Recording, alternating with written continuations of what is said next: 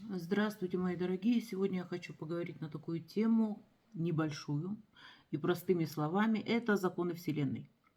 То есть я перечислю несколько, да, и мы немножечко их проработаем. То есть начнем мы сразу. Это закон, первый закон, закон свободы воли.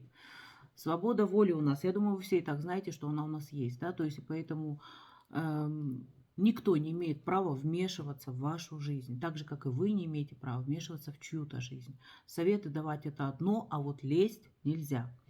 Дальше, следующий закон – это законы причины и следствия. То есть это всегда у нас говорит о том, что любое действие к чему-то приводит. Да? Либо же, если вы просто сидите на месте и ничего не делаете, это тоже приводит к определенным последствиям. Поэтому тоже обращайте на это внимание. Следующее – законы притяжения. То есть мы притягиваем то, просто-напросто, в эту нашу жизнь, как говорится, о чем думаем. То есть это было всегда, и так это будет, поэтому здесь тоже всегда со своими мыслями аккуратно. Вы знаете, что у нас мысль, она материальна, то есть я еще потом коснусь попозже других законов, то есть которые более глубокие, те, которые я сейчас говорю, это у нас простые, простыми словами. Поэтому обязательно думайте, о чем вы говорите. Закон баланса. Вот этот вот, наверное, один из основных законов, которых я придерживаюсь. То есть это когда ты откуда-то, если что-то берешь, то обязательно надо заполнить это, потому что иначе у тебя заберут. То есть это вот как раз связано с эзотерикой очень и очень так напрямую, да, то есть здесь от этого никуда не уйдешь. Следующий закон – это у нас закон чувств. То есть обязательно, обязательно всегда надо проявлять свои чувства. То есть нельзя их скрывать, нельзя их прятать. То есть надо высказываться, надо говорить. То есть надо постоянно вот именно не держать в себе, потому что вы знаете, это у нас, если мы какие-то проблемы в себе держим, то они выходят на физический уровень, то есть на какие-то проблемы, на какие-то неприятности.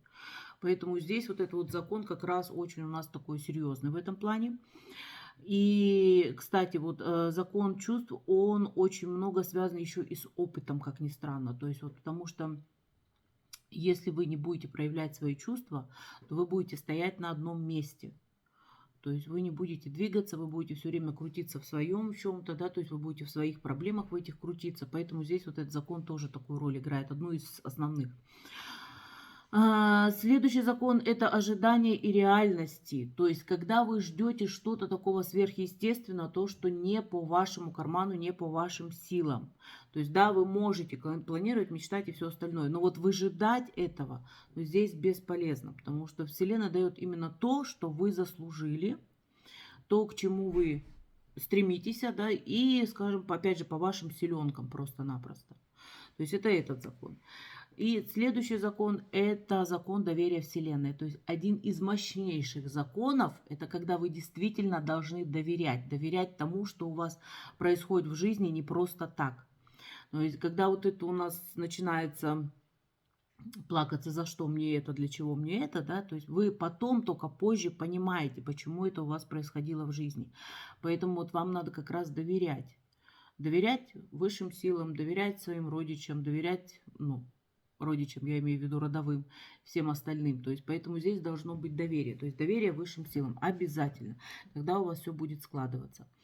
То есть я сейчас немножко по-простому, коротко рассказала вот про эти, ну, я 7 законов взяла, да, то есть такими, которыми я пользуюсь в основном, да, которые я придерживаюсь.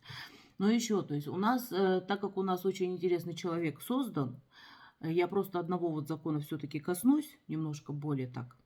Это вот взять чужое, да, потому что вот как раз этот вот закон баланса, он сюда входит, да, откуда-то если взял, то тебя могут забрать лишний раз, если ты не отдал взамен.